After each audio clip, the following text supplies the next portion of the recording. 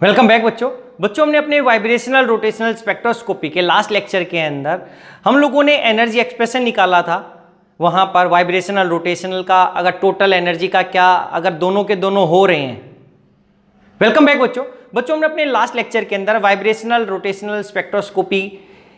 Start किया था। हम लोगों ने वहाँ पे एनर्जी एक्सप्रेशन निकाला था और देखा था हमारे पास डिफरेंट हमें लाइंस मिलती हैं उसके अंदर। अगर हमें वाइब्रेशनल भी वहाँ पे हो रहा है मोशन और रोटेशनल भी हो रहा है और दोनों इंडिपेंडेंट है, तो वहाँ पे हम लोगों ने देखा था वहाँ पे पी क्यू आर लाइंस अपने आप जनरेट होती है और जो इंटेंसिटी का पैटर्न होता है वो हमें एक विंग शेप टाइप मिलता है। उसके बाद हमारे पास सेकंड केस आता है बच्चे कि अगर हमारे पास अगर इंटरेक्शंस होती हैं किसके अंदर, वाइब्रेशनल रोटेशनल के अंदर, तो उसके बाद क्या एनर्जी एक्सप्रेशन निकालेगा, उसके ऊपर इंटेंसिटी के ऊपर क्या इफेक्ट आएगा पी और आर लाइंस के ऊपर। तो लेट्स स्टार्ट आवर लेक्चर। तो बच्चे हम लोगों ने अब हम case 2 if vibrational rotational interactions taken into account तो क्या मीनिंग है इसका। देखो हम ऐसा बोलते हैं कि ये हम लोगों ने बनाया था कि हमारे पास ये V0 के अंदर था, दिस इज इक्वल्स टू, अगर हमने बोल दिया था V0 लेवल था, फिर ये क्या बोल दिया था इसका V इक्वल्स टू 1 लेवल था 1, ये ऐसा। तो यहाँ पे J इक्वल्स टू क्या था 0, यहाँ पे J dash equals to 1, J equals to 1, J equals to 2, यहाँ पे क्या था J dash equals to 0, J dash equals to 1, J dash equals to 2, ये ऐसा बोला था। ये एक और लेवल। तो यहाँ पर हम लोगों ने बोला था कि 0 से 0 पे गया था तो ये Q लाइन्स, ये 1 से 1 पे गया था Q लाइन्स, लेकिन अगर ये यहाँ से 0 से 1 पे चला जाए, 0 से किस पे चला जाए 1 पे, और ये 1 से किस पे चला जाए 2 पे, तो ये क्या थी R लाइन सी। यहाँ पर डेल्टा J कैसा था +1, यहाँ पे डेल्टा J क्या था 0। अगर ये 1 से किस पे चला जाए 0 पे या 2 से किस पे चला जाए 1 पे, तो ये क्या बोला था P लाइन्स, और P लेके डेल्टा J कैसा था -1, ये हमने बोला था वहां पे। अब हुआ क्या बच्चे, हम बोल रहे कि इंटरेक्शंस है। अब हमने यहाँ पे कंसीडर किया था कि हमने बोल दिया कि इसके बीच में जो रोटेशनल कांस्टेंट है वो B था। यहाँ पे कितना बोल दे कि जो रोटेशनल कांस्टेंट की वैल्यू आएगी मेरे पास इन दो energy level, rotational energy level में, ये J इक्वल्स टू 3 आ गया, तो हमने बोल दिया 2B। जनरली 2B हम बोलते थे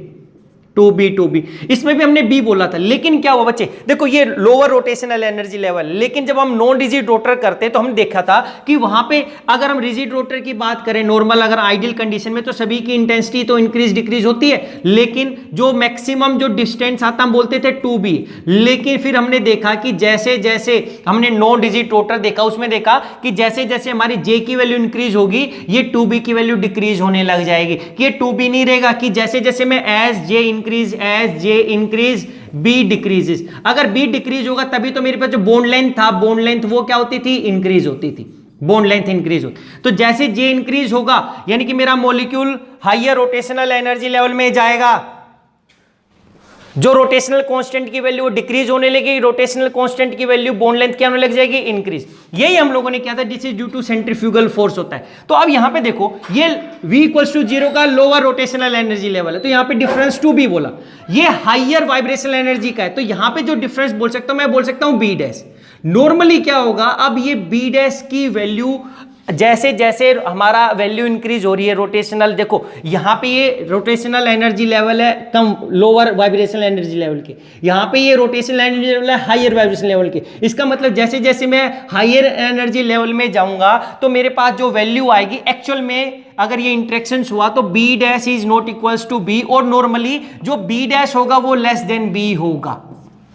अगर मैं इससे ऊपर जाऊंगा, ऊपर वाले में J डबल डैश करूंगा तो वहां पे B डबल डैश से रिप्रेजेंट करें, तो B डबल डैश इस किससे होगा, इस B डैश से कम होगा। तो पिछले केस में बोला था कि अगर हमारे पास वाइब्रेशनल रोटेशनल में कोई इंटरेक्शन नहीं है तो B dash equals to B, और सभी जगह हम B लिख सकते थे। लेकिन अगर हमारी इंटरेक्शंस हैं तो हम बोलेंगे कि ये दोनों इक्वल नहीं होंगे, और जनरली जो लोअर वाले में होगा उसकी B की वैल्यू क्या होगी ज्यादा, और हायर वाले में क्या होगी कम, क्योंकि ऐसा हमने प्योर रोटेशनल में हमने देखा था। अब देखो जो एनर्जी एक्सप्रेशन है हमारे पास क्या था, energy expression V J equals to हमारे पास आ गया था म्यू नोट। अब आगे हम लोगों ने लिखा था plus B J into J plus 1, यानी कि ये J डैश डैश था, माइनस फिर क्या था B J into J plus 1 था, ऐसा ये 70 मीटर इनवर्स के अंदर था। ये क्या था E J डैश लेवल का, ये क्या था E J लेवल का। लेकिन अब यहां पर B और B सेम नहीं है, तो मैं इसको क्या लिखूंगा, B डैश से रिप्रेजेंट करूंगा, इसको क्या लिखूंगा, मैं B से ही रिप्रेजेंट करूंगा बच्चे, क्योंकि यहां पर अब इंटरेक्शंस है तो ये दोनों अलग अलग हैं। अब दोनों अलग अलग है तो मैं इन दोनों को B और B नहीं लिख सकते, हम अलग अलग लिखेंगे। ऐसा होने से क्या हो गया, देखो अब हमें पता है, अब हम R लाइंस के लिए निकालें तो अब यहां पर हम डेल्टा ई निकालते हैं, कि energy expression corresponding to R lines, कि अब R लाइंस के रिस्पेक्ट में हम दोबारा निकालते हैं जब हमने बोल दिया बच्चे कि क्या, कि यहां पर इंटरेक्शन है और ये सेम नहीं है। तो हमने क्या बोला, देखो जब R के रिस्पेक्ट में निकालूंगा तब R के रिस्पेक्ट में हमें क्या पता है, R के रिस्पेक्ट में डेल्टा J क्या होता है, दिस इक्वल्स टू +1, तो इसका मतलब क्या हो गया, J dash minus J equals to +1, तो J dash is equals to J +1। अब हम इस एनर्जी एक्सप्रेशन के अंदर वैल्यू पुट अप करेंगे ये वाली, तो ओवरऑल हमारे पास क्या आएगा, delta E V J this is equals to, ये आर लाइंस के लिए निकाल रहे हैं फिलहाल, लेकिन हुआ क्या, mu naught plus B dash, J dash की जगह के ऊपर क्या आएगा, जे +1, तो ये क्या हो गया, जे +1 इंटू जे +1 यहां पे आ गया minus B J into J +1। अब यहां से क्या हुआ, this equals to mu naught plus, अब यहां पे अगर इसको ओपन करते तो ओपन करने से क्या हो जाता हमारे पास, ऐसा आ जाता, ये क्या लिख दिया, J +2, 1 + 1 + 2 क्या हो गया, this is J +2, this is J +2। Open करेंगे यहां पे तो क्या आएगा, B डैश, ओपन करने से यहां पे मल्टीप्लाई करने से ये क्या आएगा, J², यहां से 2J, यहां से J प्लस 3J +2 ये आएगा, minus B J² plus J। अब यहां से हम J² और J को कॉमन ले लें आपस में, तो क्या आएगा, this is mu naught plus, यहां से J² लिया, यहां से भी J², तो J² कॉमन लिया तो क्या बचेगा, B dash minus B, this is J², फिर यहां से प्लस, फिर हम लोगों ने क्या किया, J कॉमन लिया, J कॉमन लिया तो यहां से क्या आएगा, 3B dash minus B J common, फिर यहां से क्या बचेगा मेरे पास, प्लस 2B डैश। ये एनर्जी एक्सप्रेशन आ गया बच्चे हमारे पास, किसके लिए, आर लाइंस। अब हमें क्या करना है, देखो अगर हम यहाँ पे R0 की वैल्यू निकालते हैं कि अगर J की वैल्यू 0, तो लेकिन यहाँ पे देखो, यहाँ पे हमने जब J को मिले तो यहाँ पे 3 था, यहाँ 2 नहीं आएगा, यहाँ पर क्या आ जाएगा 3। जब R0 रखेंगे, इसमें J की वैल्यू 0 रखेंगे तो मेरे पास R0 की जो एनर्जी डिफरेंस आएगा, यानी कि जो ये R0 लाइंस मिलेगी, अब क्या मिलेगी इंटरेक्शन, तो V नोट, और यहाँ से 0 0 तो ये क्या हो गया, प्लस 2B डैश। जब हम R1 निकालेंगे बच्चे, R1 निकालेंगे तो यहाँ पे 1 रखूंगा, यहाँ पे 1 रखेंगे, जब 1 1 रखेंगे हमारे पास तो ये क्या आ जाएगा, म्यू नोट प्लस, जैसे यहां से क्या बचेगा, B डैश माइनस B बचेगा, क्योंकि ये 1 हो गया, यहां से क्या होगा, 3B dash minus B plus 2B dash, तो ये किसके इक्वल हो गया, mu naught plus B dash 3 4 5 6, तो ये 6B डैश माइनस 2B, ये सेकंड आ गया। अगर R2 की वैल्यू निकाले तो R2 की जो वैल्यू आएगी हमारे पास, वो वैल्यू हमारे पास आती है nearly mu naught plus 12B dash minus, अब यहां पे हम जो बोलते हैं वो 6B बोलते हैं, इस तरीके से।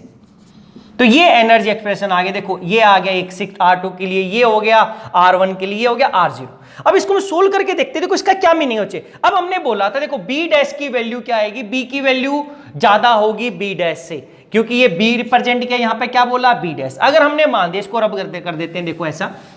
अब क्या हुआ, हमने माना कि लेट की जो B की डैश वैल्यू वो 10 है और जो B डैश की वैल्यू 9 है, तो B डैश कम हो गया। अगर मैं वैल्यू पुट अप कर देता यहां पे तो क्या आता, देखो तो R0 की जो वैल्यू आती वो कितनी आ जाती, तो R0 की वैल्यू क्या आ जाती, V note plus 2B dash. B dash कितना बोल दिया हम लोगों ने,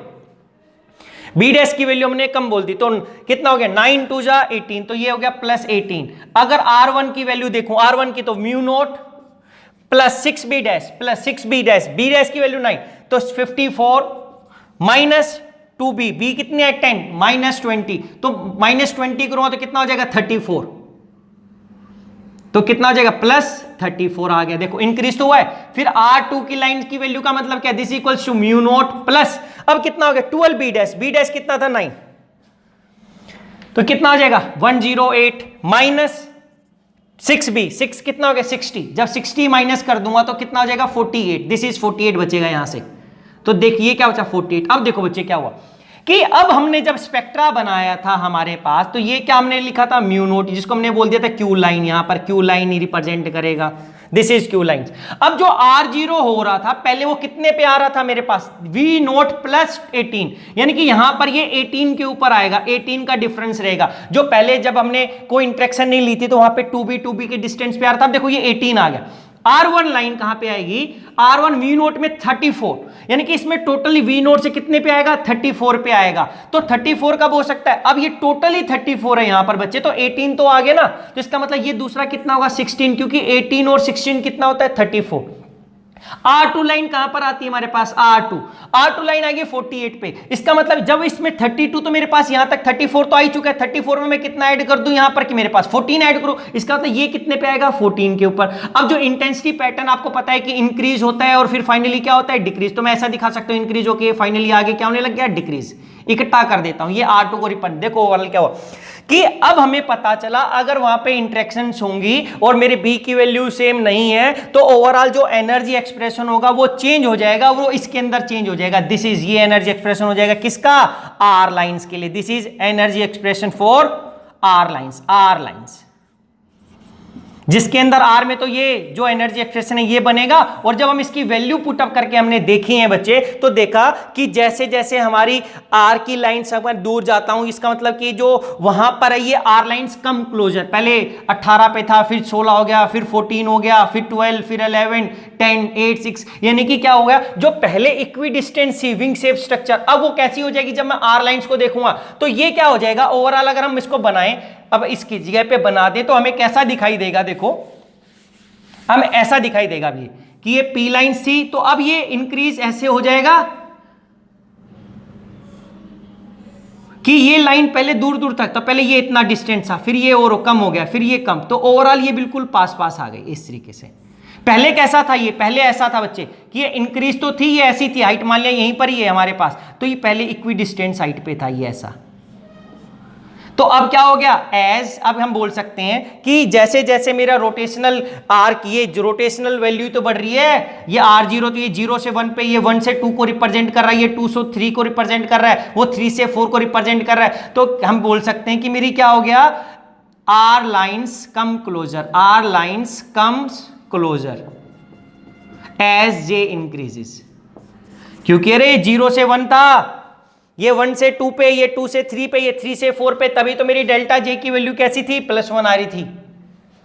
क्यों डेल्टा जे की 0 +1, तो पहले 0 फिर 1 रखूंगा, फिर 2 रखूंगा, फिर 3 रखूंगा, फिर 4 रखूंगा, इस तरीके से मेरे पास। तो ओवरऑल क्या हो गया कि जैसे जैसे हम अपनी जे की वैल्यू इंक्रीज करेंगे, आर लाइंस कैसी हो जाएंगी, कम्स क्लोजर बच्चे।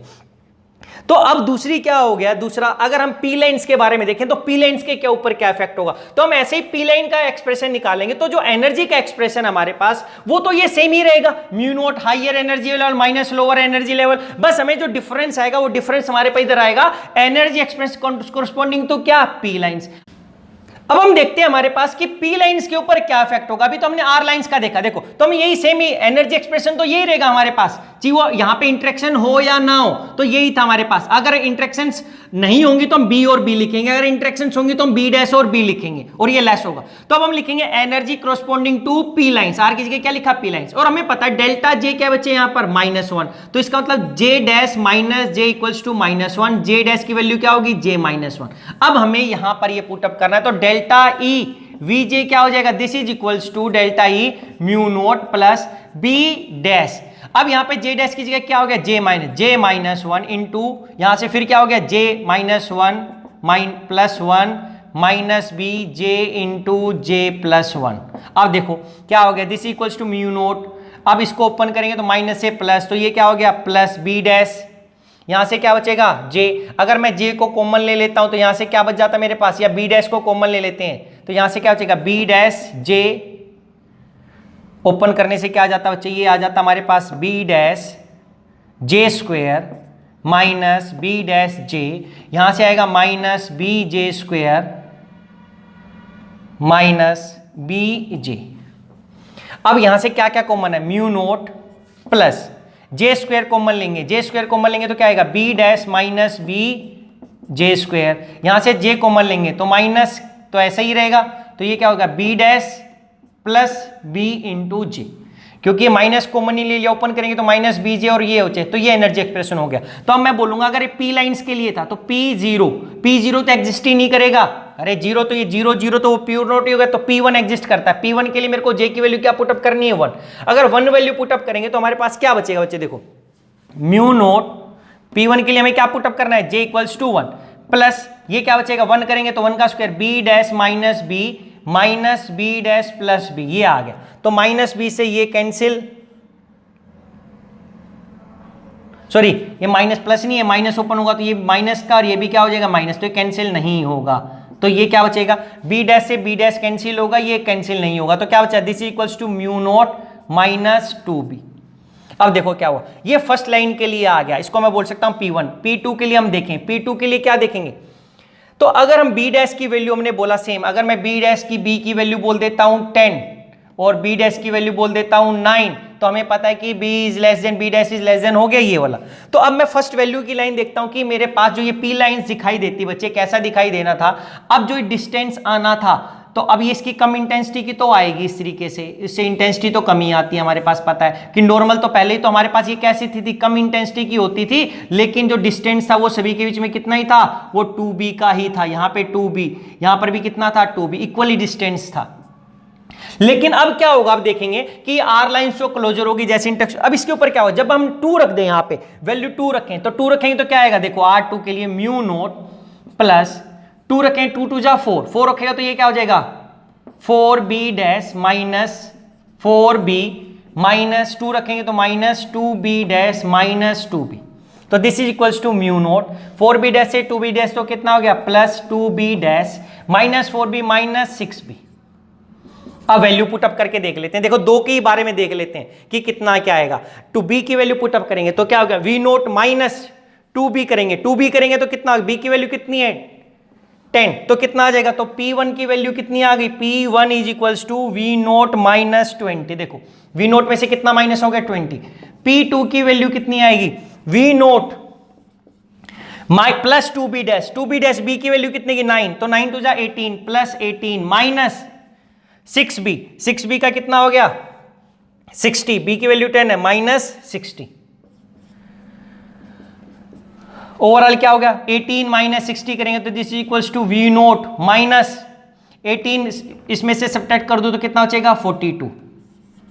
देखो बच्चे क्या हुआ, अगर हम ध्यान से देखें तो पहली जो पीक थी वो कितनी दूरी पे थी, इस वी नोट से, जिस पी नोट से अगर हम देखें ये वी नोट था, इस वी नोट से जब पी लाइन देखो तो जो पहली पीक आएगी ये क्यू लाइन सी, तो ये कितने पे आएगी वी नोट माइनस 20, ये माइनस 20 यानी कि 20 डिस्टेंस था। जो दूसरी ये P1 को रिप्रेजेंट कर रहा था, P2 क्या हो जाएगी, अब P2 क्या है वी नोट माइनस 42, ये टोटल डिस्टेंस 42 का है, तो 20 गए तो कितना बचे 22, देखो 22 आ गया। यानी कि पहली जो वी नोट से यहां पर देखो कम डिस्टेंस हो रहा था, ये ज्यादा था, फिर कम, ये बिल्कुल पास आ गई थी हमारे पास इस तरीके से। लेकिन पी लाइंस के ऊपर इफेक्ट अपोजिट हो रहा है, जैसे जैसे मैं जे की वैल्यू इंक्रीज कर रहा हूं, J equals to 1, J equals to 2, अगर मैं जे इक्वल्स टू 3 कर दूं यानी कि P3, तो P3 में देखो क्या आ जाएगा, अगर वैल्यू निकाल के देख लेते हैं तो वी नोट जब 3 रखो तो 9b डैश, तो ये क्या हो जाएगा plus 9b dash minus 9b minus 3b dash minus 3b, ये आ गया। वैल्यू पुटअप करी तो क्या आ गया, this equals to V naught 9b dash से कितना हो गया 6b डैश, 3 गया 6 माइनस 9 से माइनस कितना हो गया माइनस 12b। अरे भाई ये आ गया। अगर हम इसकी वैल्यू पुटअप करेंगे तो ये और ज्यादा दूर आएगी इससे बच्चे ऐसे, तो ओवरऑल हमें पता चला कि ये जो फर्स्ट लाइन थी इससे ज्यादा दूर पे सेकंड आएगी, उससे ज्यादा दूर पे ये थर्ड लाइन आएगी। ओवरऑल जो डिस्टेंस होगा हम बोल सकते हैं पी लाइंस गोज अवे, या distance between P lines increases, या distance between P lines increases as j increases। या they goes away as A increases but are lines come closer as A increases. ये तब होगा जब vibrational rotations के बीच में interactions होंगी, और इंटरेक्शंस होती तो हम बोल देते हैं कि जो रोटेशनल, जो हमने जे वैल्यू बोली थी डिफरेंट रोटेशनल एनर्जी लेवल के बीच में, जो रोटेशनल कांस्टेंट की वैल्यू वो सेम नहीं होगी। और हमें पता है जनरली हाइयर जब हम रोटेशनल एनर्जी लेवल में जाते हैं तो वहां पर जो वैल्यू होती बी की वो कम होने लग जाती है। ऐसा हमने हार्मोनिक उसके अंदर 9 डिजिट रोटर के अंदर किया था। तो बच्चे ये था, ये तो जनरली आपके बुक एग्जाम में नहीं आएगा, आपके एग्जाम में केवल आएगा जब इंटरेक्शंस नहीं होंगी, और उसके लिए आर लाइंस और पी लाइंस के लिए आप पूछ सकता और पूछेगा कि उनका एनर्जी डिस्टेंस या सेपरेशन कितना है, 2b आएगा। अगर किसी पर्टिकुलर के लिए पूछ लिया कि कितना एनर्जी, तो ये एनर्जी के क्या हो जाएंगे, एक्सप्रेशंस हो जाएंगे। आपने ये वैल्यू पुटअप करनी है यहां पर ऐसा। और अगर पूछा दूसरा इंटरेक्शन होगी तो R lines come closer and P lines go away from each other, या हम बोलेंगे जो डिस्टेंस होगा वो क्या हो जाएगा, इंक्रीज हो जाएगा बच्चे।